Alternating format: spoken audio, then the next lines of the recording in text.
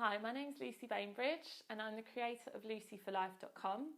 This video is for you if you're struggling with self-esteem issues, if you're feeling that you're just not good enough, or that you're unworthy or don't deserve for some reason to live a good life, or even if you can imagine a life like that, it just feels so far out of your reach because you just can't get out of the horrible beliefs about yourself and the ongoing habitual negative thoughts about yourself.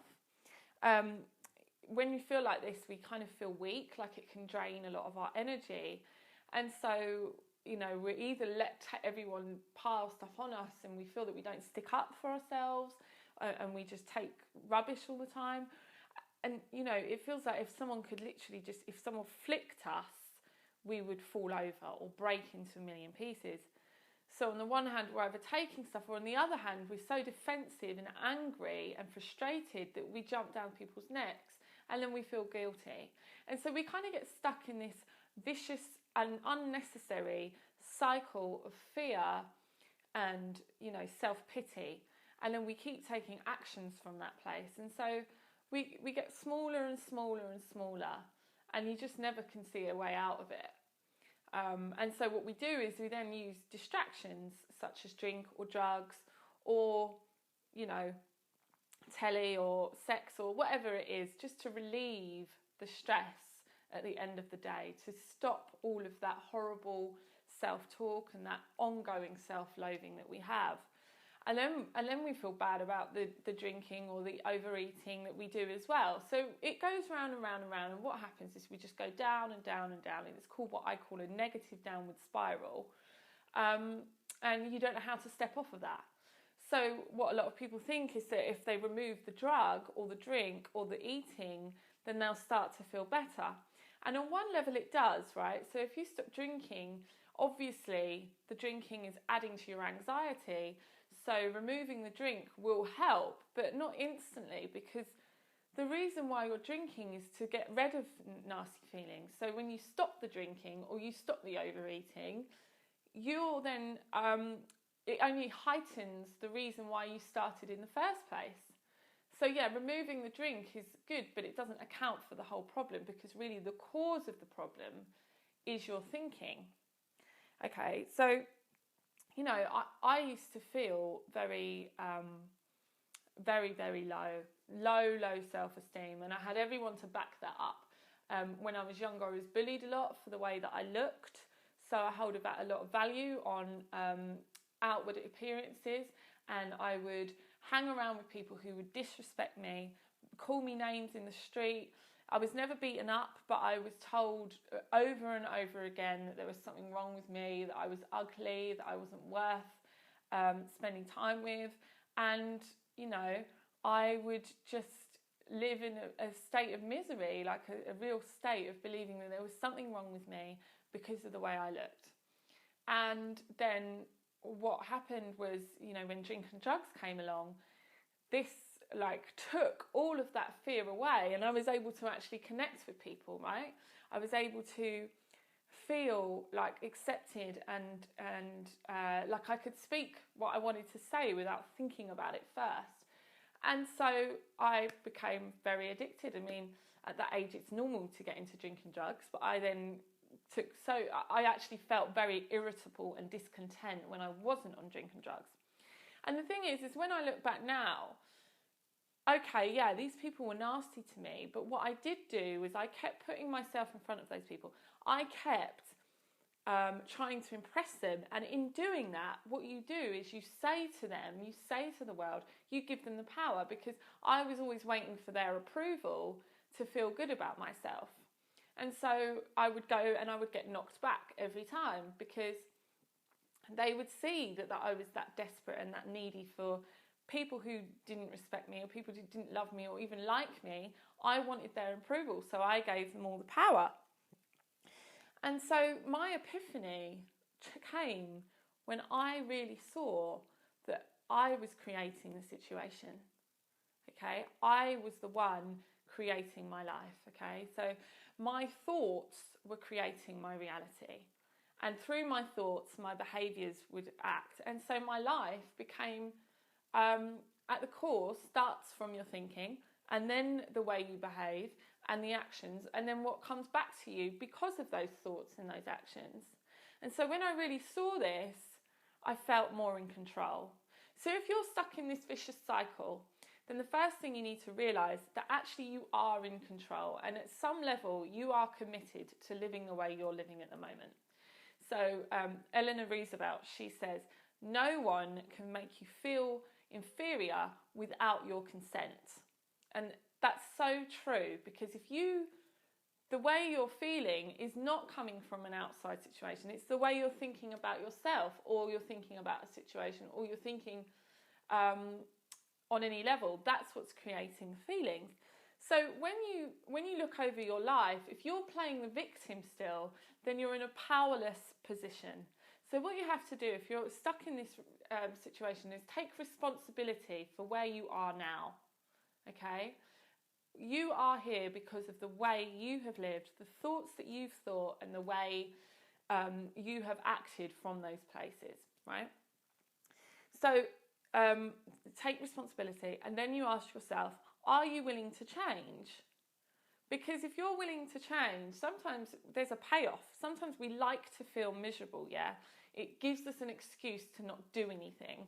Like, oh, that person was horrible to me, so now I'm just going to reach for the bottle. And we kind of get stuck in a feeling of comfortable. It's not comfortable, but it's the comfort zone. So if you really want to change, you have to be saying, right, I'm ready to take responsibility for everything that's happened to me. And if you're struggling with that, then go through the rest of your life. If you're believing in some level that everything's happened to you, then you need to stop that. You're not going to be able to move on if you're believing that you haven't created it. Okay, so you need to go back over your past experiences and ask yourself, what part did I play in that situation? How would if I was seeing sense, how would I have handled that? And you'll soon see that in every situation you've played a part, and so therefore you are in the position that you are in now. Okay, and then so when you do that, the next thing you have to do is say, are you willing to change? And you say yes, and you make a commitment. So, and the commitment means that you need to now look at what you're believing about yourself. So you need to go internally, not externally, and you need to see what is your constant self-talk. Because a belief is basically a thought that's been repeated so many times in your head that it's now seeped into your subconscious, it's become automatic, and now you just take it and accept it to be true. Okay, so if that's, let me give you an example. Money is hard work. That's something that I've had to remove from my belief system. To earn money must be hard work, right? Now that's something that's so deep-seated. I don't walk around thinking like that, but what it is something that I've accepted to be true. So what I want you to do is you need to get a piece of paper, and all this stuff you're saying about yourself, all this like, I hate myself, I'm no good, I'm pathetic, no one loves me, blah, blah, blah, all that stuff, write it all out and sit for 15 minutes and keep writing, what do I think of myself? And just keep writing and writing and writing. You'll start to see a lot of the stuff that's coming up and what's blocking you from having a good life. And then the next thing you need to do is you need to look at these thoughts and think, is it true? Byron Katie, she says, is it true, right? Because life is not fixed, okay? There is no fixed reality. There is only perception. And so each of these statements you've made, you will be able to argue with it, right? So for instance, say using the belief money is hard work, I can think, well, no, that's not true. Even though that's what I'm unconsciously acting from, I can say, well, that's not true, because there's a lot of people getting paid loads of money for things that are really easy, like the people in top jobs, or drug dealers, or there's a lot of people that are doing minimal amount of work and taking a lot of money. So it's just not true. That belief, even though it's mine, is just not true. So I want you to go through and argue with your beliefs. So I'm no good. I want you to think of 10 things that you are good at. I'm not lovable. I want you to name 5 people that love you. Okay, and just literally go through and argue with them. And then by doing that, you start to see, oh yeah, they're just thoughts. They're not real, they're thoughts. And then when you've accepted them as thoughts, I want you to burn that piece of paper. And in burning that piece of paper, you are deciding in that moment to create a new life, a new opportunity, and start living from a new place.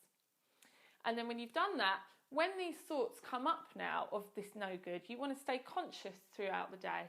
When these thoughts come up of I'm no good, just see them as thoughts, okay? They're nothing more than thoughts. We're thinking all the time. We think about 70,000 thoughts a day. The majority of them are negative. So don't buy into them, okay? They're just thoughts. Just allow them to flow through you. And if you're going to pay attention to any of them, pay attention to the ones that are good. Okay, so that's how you start to work on in your eternal stuff. And then there's a quote from A Course in Miracles, which is a beautiful spiritual book, one I suggest you read. And it says, the only thing that is lacking in any situation is that which you are not giving. Okay, so the only thing lacking in any situation is that which you are not giving. So if you're feeling that you're not worthy of love, then it's because you're not giving love. If you're feeling that you are not, you're not receiving love, or that you're not good enough, it's because you're not treating yourself. So the third thing you need to do is make a real commitment to yourself, value yourself, right? So spend time, invest money, and invest energy into your life. Because the only way you're going to start to feel worthy is if you start to value yourself. Because if you're not spending time, money and energy on you and treating yourself and loving yourself and getting the support you need to change your life, then what message are you giving to the world? You're giving the message that I am not worthy, I am not valuable. And so that is exactly what you will receive back. Okay, so take this, if you're ready to change, then make a commitment to yourself. Do what you need to do. And in doing that, little steps, little pieces, working on your beliefs and working on taking actions to do things that you enjoy, or just to spend money on yourself, or doing whatever it is that you need to do, in doing that, you will start to gain confidence. But staying stuck and drinking and doing all these other things, they're not going to get you anywhere. And so my change wasn't I removed the drink and the drugs and then it changed. It was simultaneous. So the more I built up good beliefs about myself, the more I worked on myself, the more investing, more loving, more time I gave myself, the less of the drugs I needed. And so the cocaine went, then the cigarettes went, then, the weed went. And then I stopped hanging out with people who didn't serve me. And then it was like, and then finally I stopped drinking, because in the end I didn't need to change how I felt. So you can go at different approaches. You can give up the drink, but you also need to work on what's going on in your internal state. So I hope this helps, and if it does, then please send me a comment or send me an email back. And if you're watching this on YouTube, then please subscribe to my channel. And wishing you all the happiness in the world. Mwah.